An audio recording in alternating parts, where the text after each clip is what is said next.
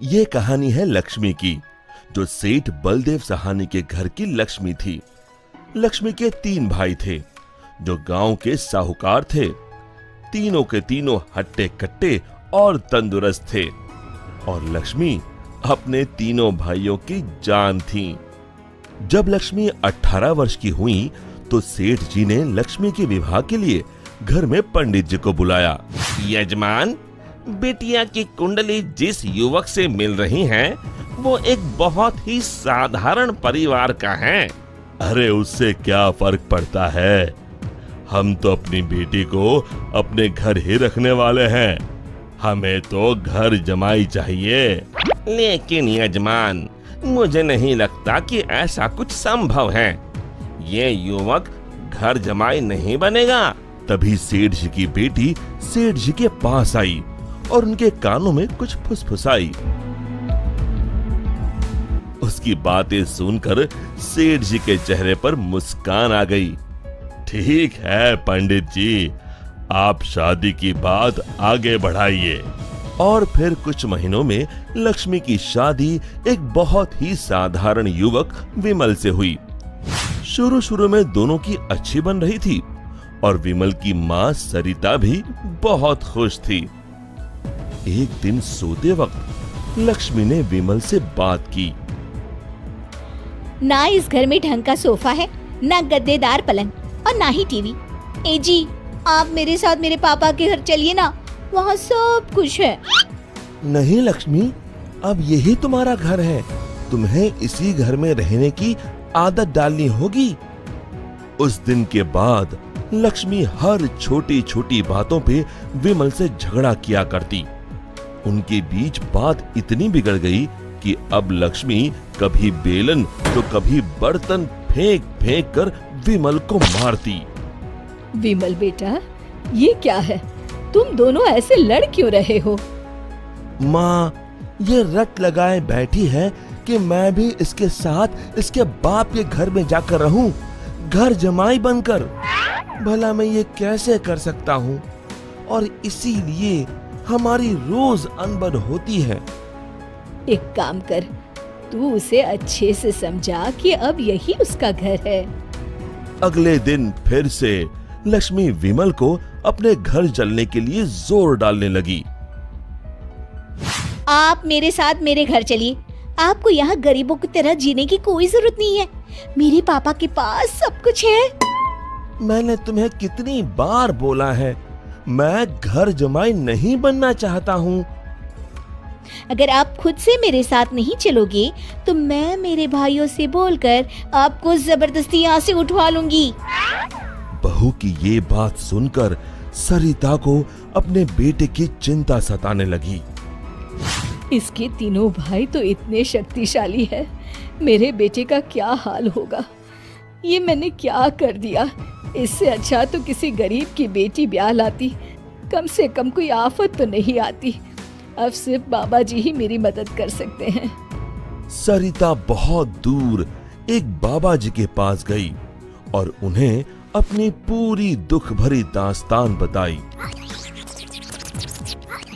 अब आप ही बताइए बाबा जी, मैं अपने बेटे को बचाने के लिए क्या कर सकती हूँ? ये ताकतवर इंसान ऐसे ही होते हैं, हमेशा निर्बलों को दबाना चाहते हैं। अब सिर्फ गुफा में रहने वाली डायन ही तुम्हारी मदद कर सकती है। सिर्फ वही तुम्हें ताकतवर बना सकती है, जिससे तुम अपने बेटे को बचा सकती हो। बाबा जी, मुझे ये डायन कहाँ मिलेगी? वो उत्तरी दिशा में मिलेगी, लेकिन उससे मिलने से तुम्हारे प्राण भी संकट में आ सकते हैं। अपने बेटी की जान बचाने के लिए मैं कुछ भी कर सकती हूँ।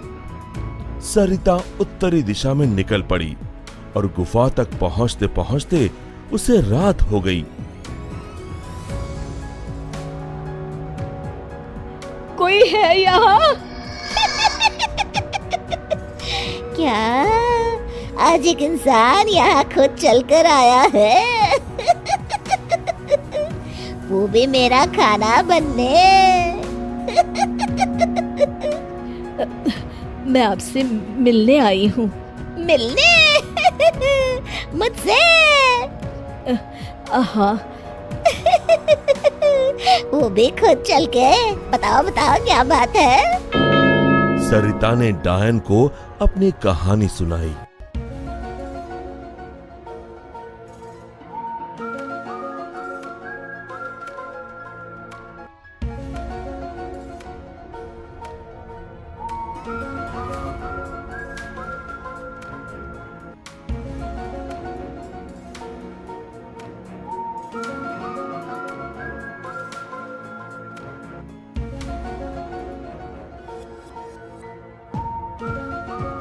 उपाय तो है लेकिन बहुत कठिन है।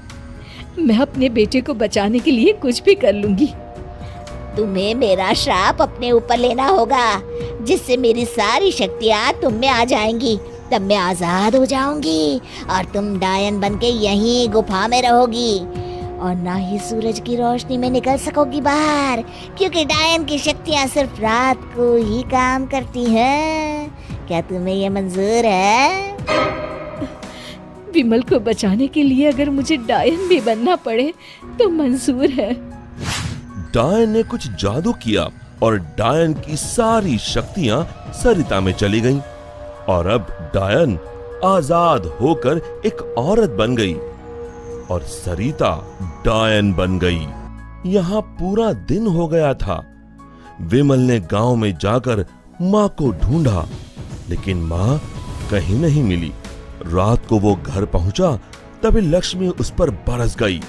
ये सब सरिता अपनी शक्तियों से देख रही थी और उसी समय सरिता डायन के रूप में वहां पहुंची। सरिता को डायन के रूप में देखकर उसके पैरों से मानो जमीन खिसक गई। सरिता जोर जोर से हंसने लगी।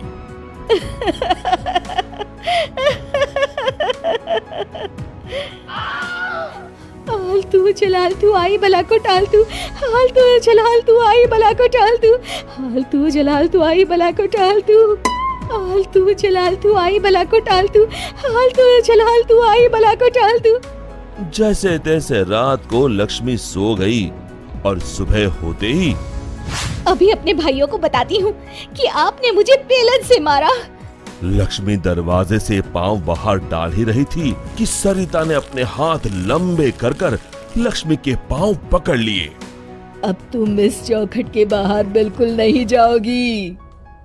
एक बार फिर से लक्ष्मी बेहोश हो गई।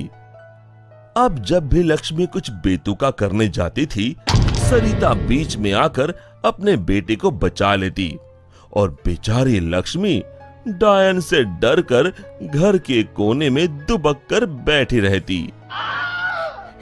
हालतू जलालतू आई बला को टालतू, हालतू जलालतू आई बला को टालतू, हालतू जलालतू आई बला को टालतू। विमल दिन रात अपनी माँ को याद करके रोता। तू कहाँ है माँ? कहाँ चली गई मुझे छोड़ के?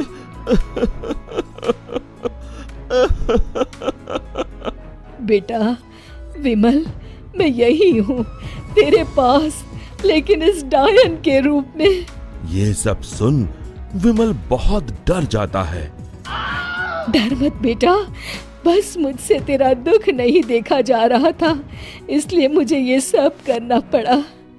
ये सब पीछे खड़ी लक्ष्मी सुन रही थी। तभी सरिता ने उसे अपनी शक्तियों से दीवार पर लटका दिया। जा रही हूँ, मगर एक बात समझ ले, मेरे बेटे को परेशान करने की भी तूने या तेरे घर वालों ने सोची तो मैं यहाँ फिर आ जाऊंगी। जी जी जी माँ जी। तभी तो कहते हैं, माँ से बढ़कर दुनिया में कुछ नहीं। माँ एक वरदान है जो अपने बच्चों के लिए कुछ भी कर सकती है।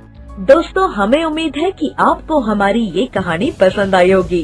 कृपया हमारे चैनल को सब्सक्राइब करें और सभी अपडेट्स के लिए बेल आइकन जरूर दबाएं। और हाँ, वीडियो लाइक और शेयर करना मत भूलिएगा। Bye bye.